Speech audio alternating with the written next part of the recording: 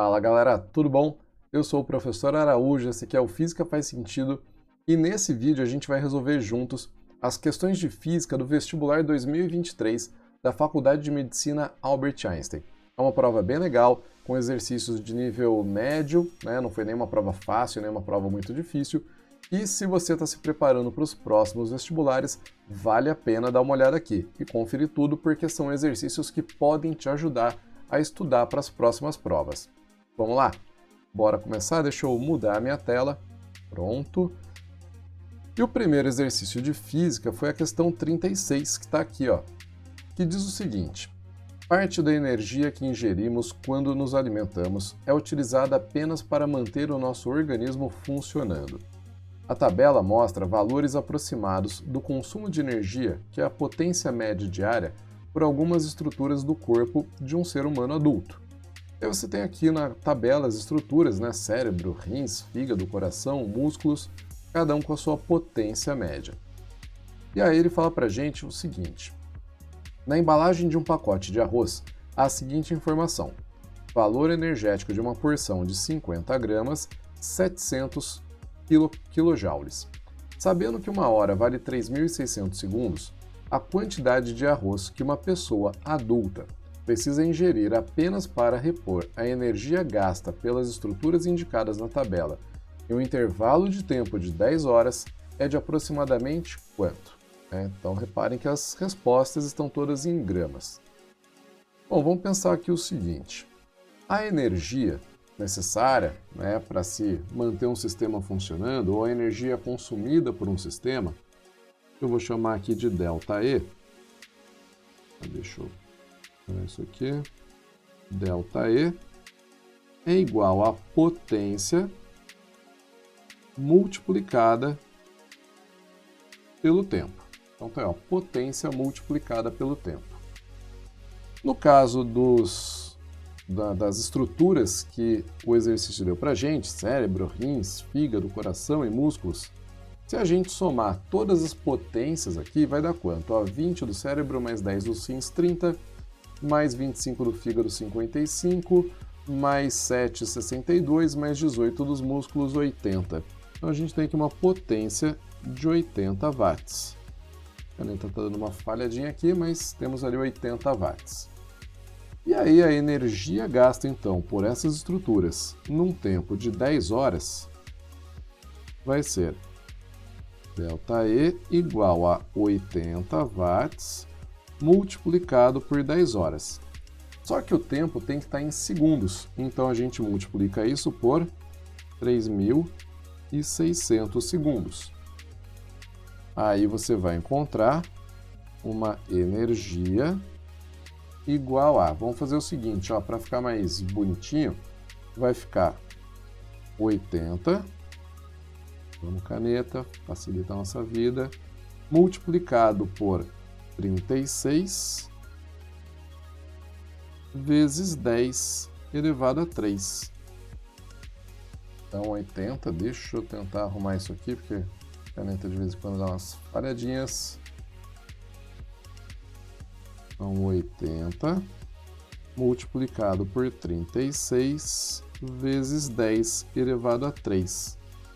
E aí a gente vai fazer essa continha do 80 vezes 36, né? Então você vai lá, para um pouquinho e faz 36 vezes 80. E faz na mão mesmo. E vai dar um zero atrás. Aí se você fizer 8 vezes 6, 8 vezes 6 dá 48, então você coloca 8 aqui, vai 4, 8 vezes 3 vai dar 24, com 4 vai dar 28.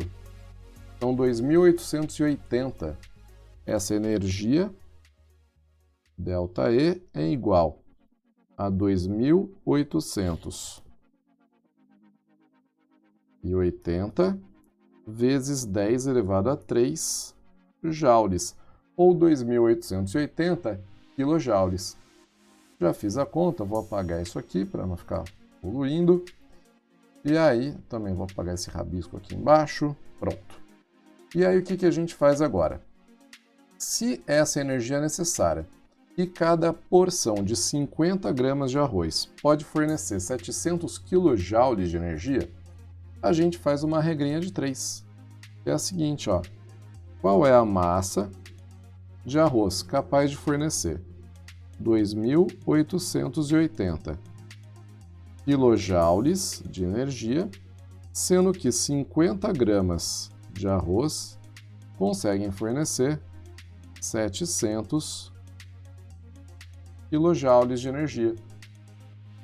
Então você vai calcular essa massa, que é igual a 50 multiplicado por 2.880 dividido por 700. Aqui você pode dar uma simplificadinha nesses zeros que aparecem na divisão, ó. Esse e esse zero, a gente cancela com esse e esse zero. Aí a gente tem, vamos ver ali, ó, 28,288 dividido por 7 dá quanto? Dá 41 alguma coisa, né?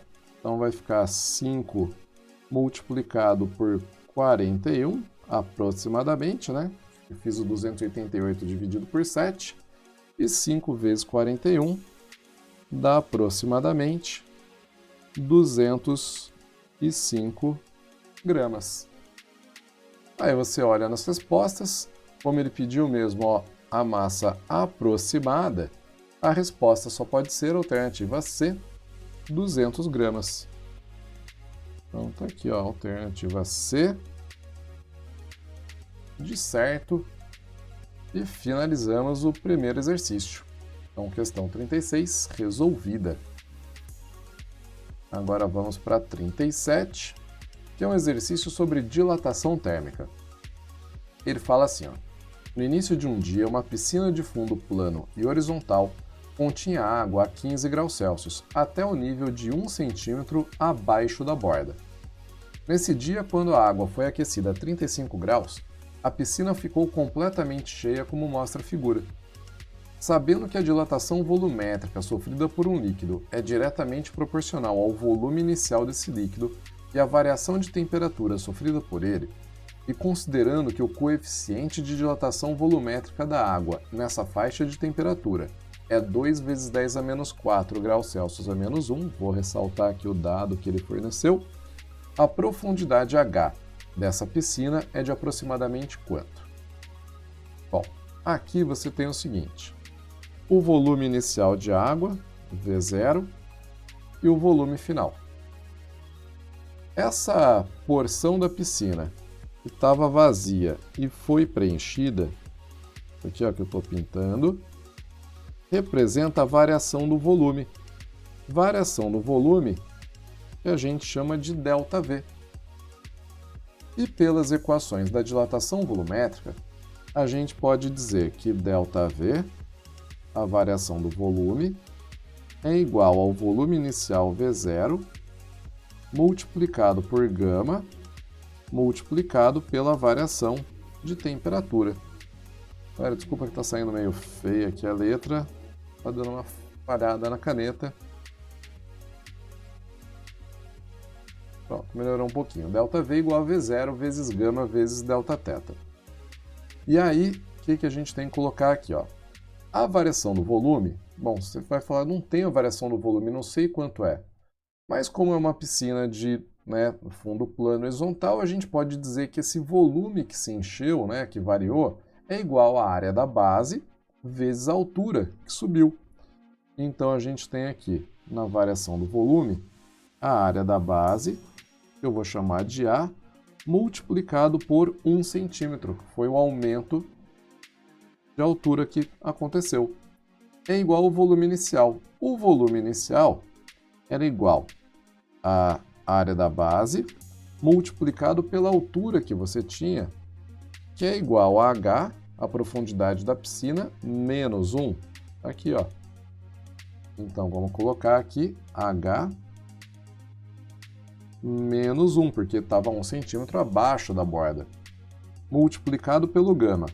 2 vezes 10 a menos 4, multiplicado pela variação de temperatura, que é de 15 até 35 graus Celsius, 20 graus. Aí você pode cortar essa área da base dos dois lados da equação, né? Então vamos cortar o azão de um lado, o azão do outro. E sobra 1 igual a altura da piscina H menos 1 multiplicado por 40 vezes 10 a menos 4 ou 4 vezes 10 a menos 3, que vai passar para o lado esquerdo dividindo. Então fica 1 dividido por 4 vezes 10 a menos 3 igual a H menos 1. E do lado esquerdo, galera, 1 dividido por 10 a menos 3 é 1000. Dividido por 4, 250. Então, 250 é igual a H menos 1. E se eu passar esse 1 somando para o lado esquerdo, a gente encontra H igual a 251, o quê? Centímetros. Porque esse 1 que eu coloquei está em centímetros, o que é igual a aproximadamente 2,5 metros. Então, 2,5 metros. Está aqui a minha resposta. Está aqui a alternativa correta, alternativa E. Então, alternativa E, dá um sorriso, mais um exercício para conta. Esse aqui de dilatação térmica. E aí, beleza? Então, o primeiro que a gente fez está aqui, ó, foi um exercício sobre potência e energia. O segundo, um exercício sobre dilatação térmica. E vamos para o terceiro, que é um exercício sobre ótica geométrica. Ele fala para a gente que fazendo experimentos com um espelho esférico côncavo, uma pessoa colocou um objeto linear diante desse espelho a 40 centímetros do seu vértice e viu que a imagem do objeto se formou também a 40 centímetros do vértice do espelho e era invertida conforme a figura. Então reparem que a gente tem aqui, ó, o objeto e a imagem. Em seguida, essa pessoa movimentou o objeto e o colocou perpendicularmente ao eixo principal do espelho a 10 centímetros de seu vértice. Nessa nova posição, viu que a imagem era o quê? Real ou virtual e se formou a quantos centímetros do espelho? Bom, vamos lá, vamos analisar essa situação inicial aqui.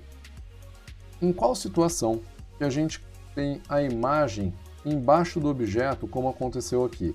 Exatamente na mesma distância que o objeto em relação ao espelho e do mesmo tamanho que ele. Isso acontece, você deve lembrar, quando o objeto se encontra sobre o centro de curvatura do espelho. E a distância do centro de curvatura até o vértice é o que a gente chama de raio. Isso significa que o raio de curvatura desse espelho é igual a 40 centímetros. É a distância que ele deu para a gente aqui no enunciado. Está aqui, ó, 40 centímetros. E se o raio vale 40 centímetros, a distância focal, que é sempre metade do raio, vai ser 20 centímetros. Positivo porque é um espelho côncavo. Se fosse um espelho convexo, aí a gente teria uma distância focal negativa. Aí, em seguida, o que a pessoa fez? Colocou o objeto a 10 centímetros do espelho. A distância do objeto até o espelho a gente chama de P, que vai ser igual a 10 centímetros. E aí, se P vale 10 centímetros e o F vale 20, a gente pode descobrir o P', que é a posição da imagem, usando a equação de Gauss. A equação de Gauss, aquela 1 sobre F, é igual a 1 sobre P mais 1 sobre P'. Substituindo os dados, fica 1 sobre 20 igual a 1 sobre 10 mais 1 sobre P'. Esse 1/10 eu passo para a esquerda subtraindo, então fica 1 sobre 20 Nossa, isso. Menos 1 sobre 10 igual a 1 dividido por π'. E para fazer 1 sobre 20 menos 1 sobre 10, a gente tem que fazer aqui o MMC, né? Tem que deixar todo mundo no mesmo denominador, por isso eu multiplico por 2 aqui, ó, em cima e embaixo. Fica 1 menos 2 sobre 20. Ou seja, menos 1 sobre 20 é igual a 1 sobre π'. E por isso, π' é igual a menos 20 centímetros. Então eu já sei que a distância da imagem até o espelho é 20 centímetros. Só pode ser a alternativa B ou a alternativa D. Só que o negativo que aparece aqui, ó, esse negativo, indica para mim que a imagem é virtual. Então, quando o π' é negativo, a imagem é virtual. Quando o π' é positivo, a imagem é real. Por isso, a única alternativa possível é a alternativa D. Está resolvido mais um exercício. Então, exercício de ótica aqui da Albert Einstein. Galera, aproveitando, ó, já que você está aqui, dá aquele joinha, se inscreve no canal também, super importante.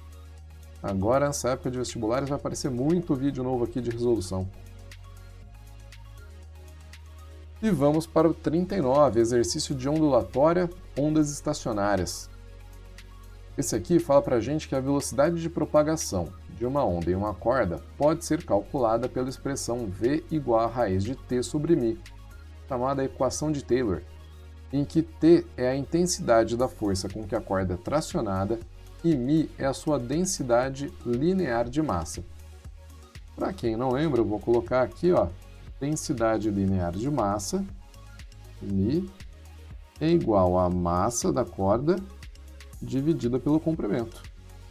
Então, massa dividido pelo comprimento, densidade linear.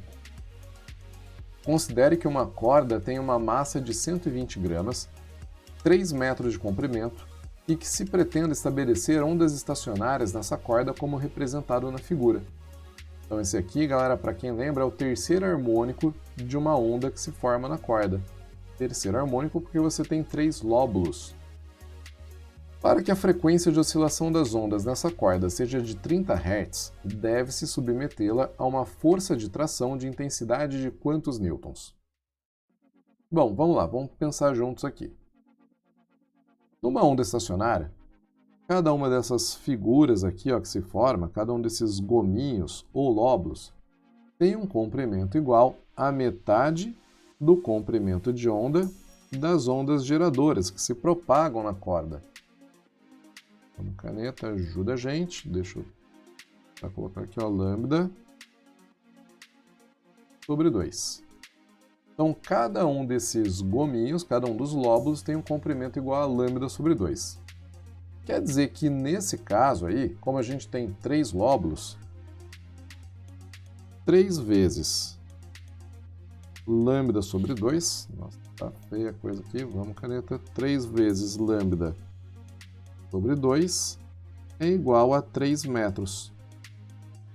E aí, se você isolar o lambda, vai chegar em lambda, comprimento de onda, igual a 2 metros.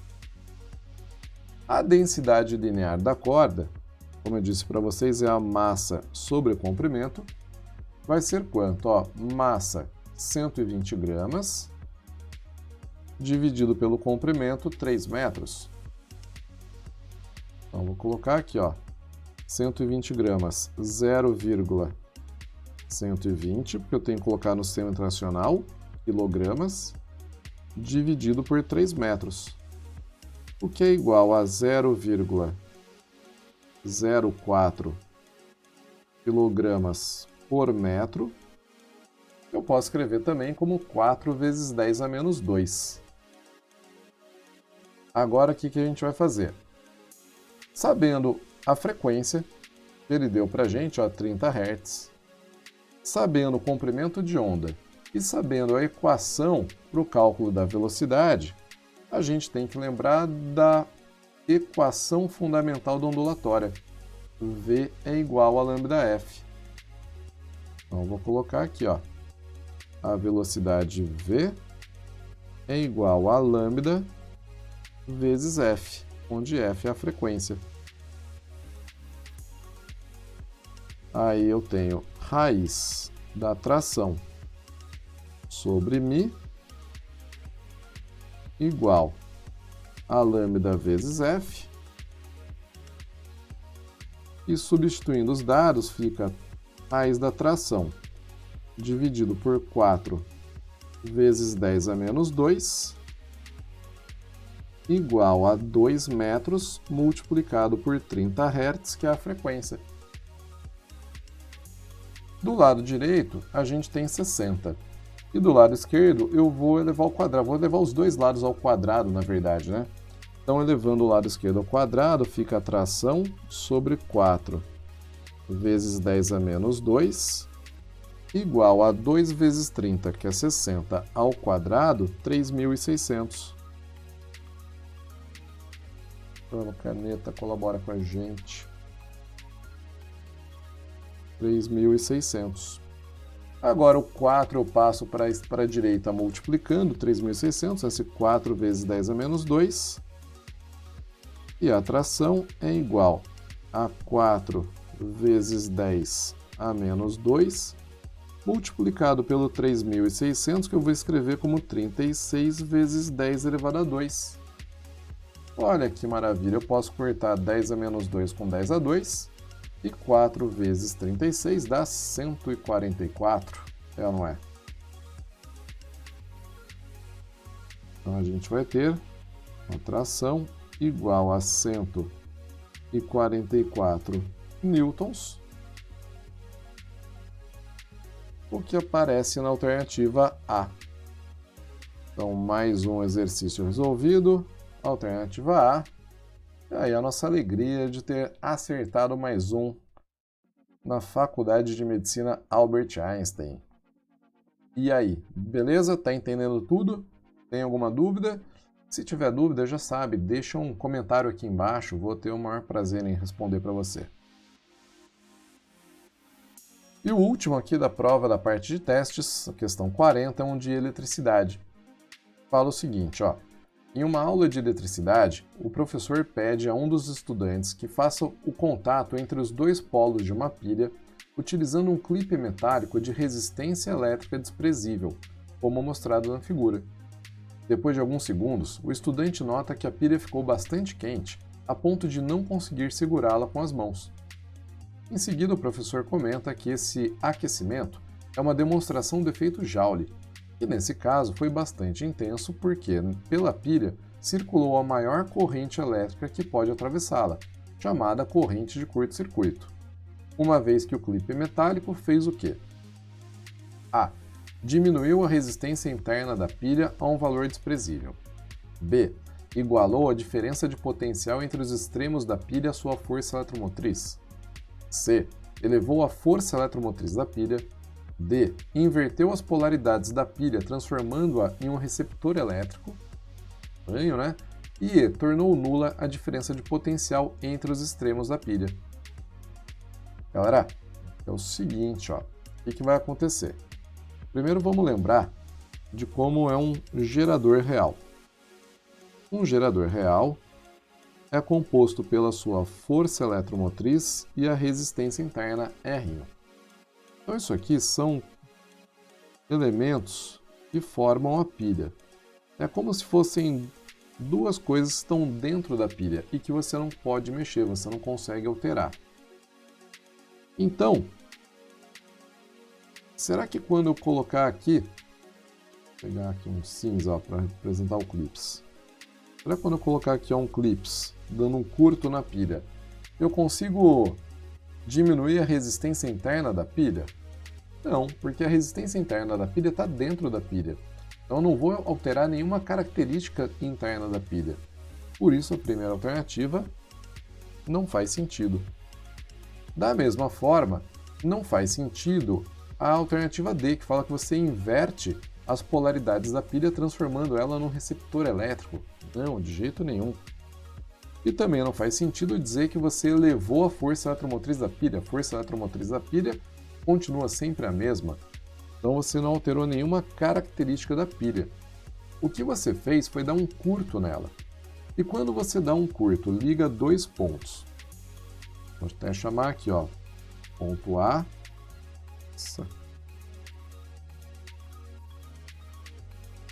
ponto A e ponto B.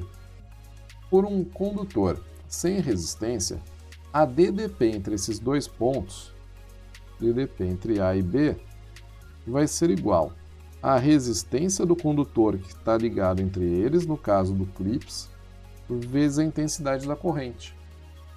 Como ele disse que esse clips tem resistência desprezível, ou seja, essa resistência vale zero, qualquer corrente vezes zero dá zero. E a DDP entre os pontos A e B é igual a 0 volts. O que leva a gente para a alternativa E. Esse clips tornou nula a diferença de potencial entre os extremos da pilha. E aí, toda a energia fornecida pela pilha passou a ser dissipada na resistência interna, produzindo aquecimento, que é o efeito Joule. A alternativa B fala para a gente que foi igualada a diferença de potencial entre os terminais, entre os extremos da pilha e a sua força eletromotriz. Não. Olha só. A DDP nos terminais da pilha é igual à força eletromotriz menos R vezes I. Então, a única forma de você igualar a força eletromotriz com a DDP é tendo corrente igual a zero, ou seja, com a pilha, sem a pilha funcionar, ou tendo resistência interna igual a zero, que é o caso do gerador ideal. Aí a DDP e a força eletromotriz são iguais, mas não é esse caso, que aqui a gente tem uma pilha real, então a gente pode esquecer a alternativa B e ficamos apenas com a alternativa correta, que é a alternativa E. Beleza? Então esses aqui foram os exercícios da prova teste. Mas tinha também um exercício aqui, ó, da prova discursiva, que falava o seguinte: em uma viagem, um veículo de 100 kg passou pelo trecho ABCD da rodovia mostrada em uma visão superior na figura. Os trechos AB e CD são retilíneos e têm comprimentos L, então tem o mesmo comprimento. O trecho BC é circular de raio de curvatura R. O gráfico fora de escala mostra como variou a velocidade escalar desse veículo em função do tempo ao longo do trecho ABCD da rodovia. E aí no A ele pede pra gente, ó, calcule a intensidade da aceleração escalar do veículo em metros por segundo ao quadrado no trecho BC. Em seguida, calcule o trabalho em joules realizado pela resultante das forças que atuaram sobre o veículo entre os pontos A e D. Vamos lá. Primeiro ele quer saber a aceleração escalar do veículo no trecho BC. Galera, a aceleração escalar de um móvel é dada pela variação da velocidade pelo intervalo de tempo, ΔV sobre ΔT.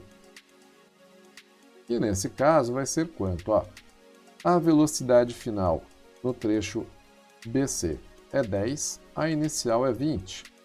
Então eu vou colocar aqui 10 menos 20 dividido pelo tempo. O tempo vai ser o intervalo de 6 a 14 segundos, 8, que vem de 14 menos 6. Então a gente tem aqui, ó, menos 10 dividido por 8, o que dá uma aceleração de menos 1,25 metros por segundo ao quadrado. Então ele pediu a intensidade da aceleração. Se ele pedisse o módulo, eu teria que dar esse valor positivo, mas como ele pediu a intensidade, não pediu o módulo, a gente pode dar como resposta menos 1,25 mesmo, metros por segundo ao quadrado.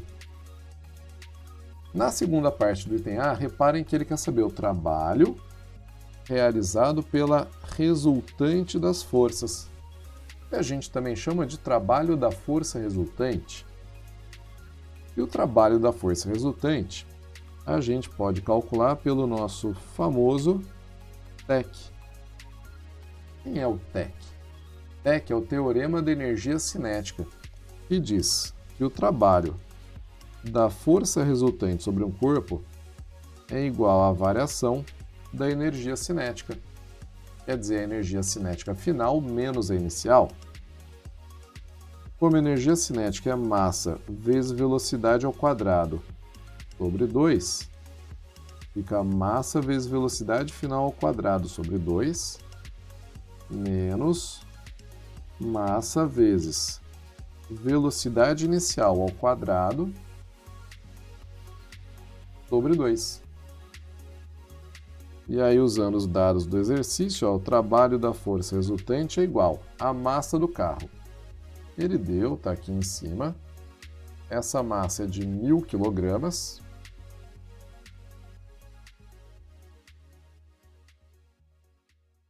E aí a gente escreve aqui, 1.000 multiplicado pela velocidade final, 10 ao quadrado sobre 2 menos 1.000 multiplicado pela velocidade inicial 20 ao quadrado sobre 2. Esse trabalho da força resultante vai ser igual a 10 ao quadrado, 100 dividido por 2, 50 vezes 1.000, 50.000, 50.000 menos 200 ao quadrado dá 400, dividido por 2, 200 vezes 1.000, 200.000. E aí, fazendo essa continha, o trabalho da força resultante vai ser igual a menos 150.000 joules. Galera, o menos aqui, ele é importante, faz parte da resposta. Por quê? A força resultante está freando o corpo ao longo da trajetória. Se ela está freando o corpo, está tirando energia cinética do corpo, quer dizer que o trabalho realizado por ela é negativo. Então você tem no item A, primeira parte, aceleração menos 1,25 e na segunda parte, o trabalho da resultante menos 150.000 joules. Já no item B, ele pede para a gente calcular primeiro o instante TD em segundos em que o veículo passou pelo ponto D. E em seguida, adotando π igual a 3, calcular o raio de curvatura R em metros do trecho BC. Voltando aqui no desenho, reparem que os trechos AB e CD têm o mesmo comprimento. E no gráfico da velocidade pelo tempo, o deslocamento é dado pela área sob o gráfico. Então, isso significa que a área debaixo do trecho AB tem que ser igual à área debaixo do trecho CD. Vou até colocar aqui, A área do trecho AB tem que ser igual à área do trecho CD. Porque se as distâncias são iguais, os deslocamentos têm que ser iguais também. Aí a área do trecho AB vai ser lado vezes lado, né? Base vezes altura. A base de 0 a 6 vale 6 e a altura vale 20. Do lado CD, a gente tem a altura 10, multiplicado pela base do retângulo, que é TD, menos 14. É esse intervalo de tempo que está aqui, Aí você pode escrever que 6 vezes 20 dá 120, se dividir por 10 vai dar 12. 12 é igual a TD menos 14. Esse 14 a gente soma do lado esquerdo e encontra o instante TD igual a 26 segundos. 12 mais 14, 26 segundos. Aí, resposta da primeira parte. Na segunda parte, ele quer saber o raio de curvatura, cadê? Ó? O raio de curvatura R em metros do trecho BC. Lembrando que esse trecho BC corresponde a um ângulo de 60 graus. Um ângulo de 60 graus que corresponde, por sua vez, a 1/6 da circunferência. Se eu tenho 1/6 da circunferência, então eu posso dizer que a distância percorrida entre B e C, vou chamar de ΔS BC, é igual a 1/6 da circunferência, ou seja, 1/6 de 2π vezes R. E esse ΔS BC a gente vai encontrar pela área de baixo do trecho BC do gráfico, ó, que é a área de um trapézio. A área do trapézio, a base maior, 20, mais a base menor, 10, vezes a altura de 6 a 14, 8, dividido por 2.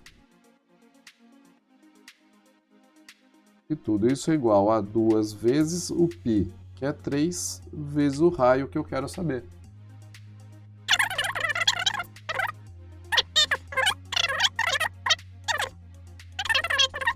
É igual... Opa. Pera aí. Volta. Ó, eu vacilando aqui, galera. Eu esqueci desse 1/6 ali, né? Então, opa. Me bola. Aqui vai ficar 1/6. Não faz isso. Né? Não esquece as coisas no meio do caminho. De 2 vezes 3 vezes R. Então, do lado direito, ó, repara que 2 vezes 3 dá 6, que você pode cortar com esse 1/6 aqui. E aí já sai direto o R igual a 8 sobre 2, 4 vezes 30, 120 metros. Ah, agora sim! Tava estranho, agora não tá mais. E resolvemos, né? Terminamos aqui a prova da Faculdade de Medicina Albert Einstein 2023. Então, só para recapitular, o primeiro exercício foi sobre potência e energia, o segundo foi sobre dilatação térmica, o terceiro foi sobre ótica, o quarto sobre ondas e o quinto sobre eletricidade. É interessante que não caiu nenhum de mecânica nessa primeira parte. Mecânica ficou aqui para a questão discursiva, aonde a gente usou cinemática. E com isso terminamos. Lembrando, se você gostou, se esse vídeo te ajudou de alguma forma, dá um joinha aqui, se inscreve no canal, compartilha com seus amigos que também estão estudando, também prestaram essa prova, para dar um apoio pra gente, tá bom? Galera, um abraço, valeu, até a próxima prova e bons estudos!